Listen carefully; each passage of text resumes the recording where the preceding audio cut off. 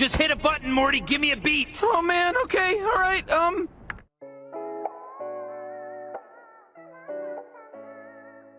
How good is THIAGO ALCANTARA, and are Manchester United or Liverpool getting the best central midfielder in the world? THIAGO ALCANTARA is Bayern Munich's Spanish central midfielder who turned 29 in April and currently has just 1 year left on his contract, and with reports suggesting that he will not renew his deal at the Bavarian club, it seems that he could be on the move in the next transfer window for a fee in the region of £30 million. But before I get into the analysis, remember to subscribe to the channel and click the bell if you haven't already. Give this video a like if you enjoy it, and after this video check out some of my others linked in the description below, including my match and individual player analysis. So what type of player is THIAGO? I would describe THIAGO as a deep lying playmaker who can play in a midfield double pivot, ahead of a deeper single pivot in a midfield three, or even as a deep single pivot playing as a regista. This is because unlike players like Kroos and Pogba, THIAGO has a defensive capability to play in a midfield two or in a single pivot. If we look at him from a statistical point of view, we can see this clearly. This season, when we analyse Bundesliga central midfielders, we see that he has completed 2.3 tackles per 90 minutes, the 19th most, and is also only dribbled past 1.1 times per 90, and also completes 2.3 interceptions per 90, the 7th most in the league. Whilst these numbers don't seem extraordinary, once you factor in that he plays for the most dominant side in the league in Bayern Munich, they seem a lot more impressive, and particularly when we look at his stats adjusted for possession, which I will come on to later on in the video.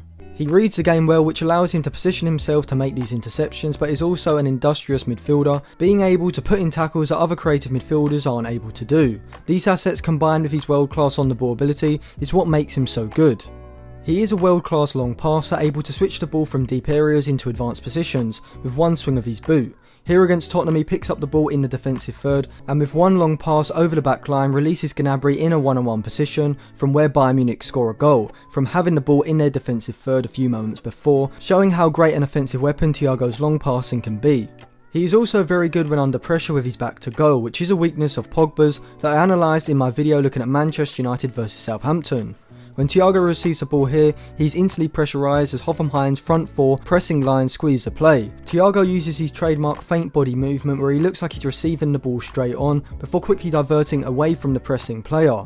By doing this, he has now taken 4 Hoffenheim players out of the game and progressed the ball forward into the middle third. This makes him perfect for that regista role, but also makes him well suited to playing as a deep line playmaker in a midfield two, dropping deep from the midfield to collect the ball, which is especially valuable when playing in a possession oriented side, as it enables you to play out even up against a high aggressive press. His dribbling ability can be seen as in the Bundesliga this season he's completed the most dribbles of any central midfielder with 3.6 per 90 minutes. All of this means that THIAGO has a collection of skills that many players, even if they possess a few of them, rarely ever possess all of them together.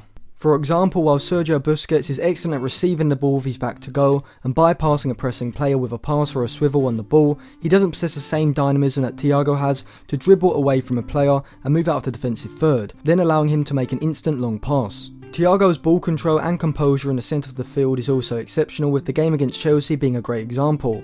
As the ball is bouncing up in the centre circle, THIAGO has 3 Chelsea players around him, but calmly brings the ball down under control with one touch and then plays a precision pass forward to find Gnabry, which actually leads to a Bayern goal. If we actually compare THIAGO over the past few seasons to other world-class players, we can see just how good he actually is. We can see here that Pogba ranks incredibly highly for expected assists, dribbles, passes into the final third, and pretty much all of the creative metrics. However, Pogba is ranking pretty low for his defensive actions, such as tackles and interceptions. However, when we look at THIAGO, not only does he make more passes into the final third, has more successful dribbles, and gives the ball away less than Pogba, but we also see that his defensive metrics rank just as highly as his creative ones when we adjust them for possession. He ranks in the top percentiles for interceptions and tackles won, dwarfing Pogba's numbers, and despite Pogba having a higher expected assist rate, this says to me that THIAGO is more of a deep line playmaker than Pogba, the man to be playing the passes into the final third, the assist before the assist if you like, rather than the man actually creating the chance, which is clearly Pogba's best role in the side.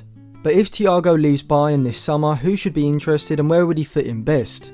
Well, Liverpool have been heavily linked with the former Barcelona man, and I think he'd be perfect for them. The current Liverpool central midfielders playing wider Fabinho, usually Wijnaldum and Henderson, lack the creative on-the-ball ability that THIAGO has. THIAGO coming into that Liverpool side would offer Klopp the ability to create chances from deep positions, with one long pass over the back line, which would suit the type of runs that Mo Salah and Sadio Mane like to make. THIAGO also wouldn't compromise the defensive attributes Henderson and Wijnaldum provide, so seems like the perfect fit. The only problem may be his age, as at 29 he isn't the age profile that Liverpool have been going for as of recent. However, like Xabi Alonso, I think THIAGO can become an elite player into the ages of 33 and 34, so he would still have 4 or 5 very good years left at Liverpool, which is why he'd be my priority signing if I was Klopp this summer. Manchester United have also been heavily linked with THIAGO in recent weeks. If Pogba were to leave, THIAGO would be the exact type of player United should bring in. However, it is looking like the Frenchman is going to stay, so if brought in, THIAGO would have to be paired alongside him in the midfield double pivot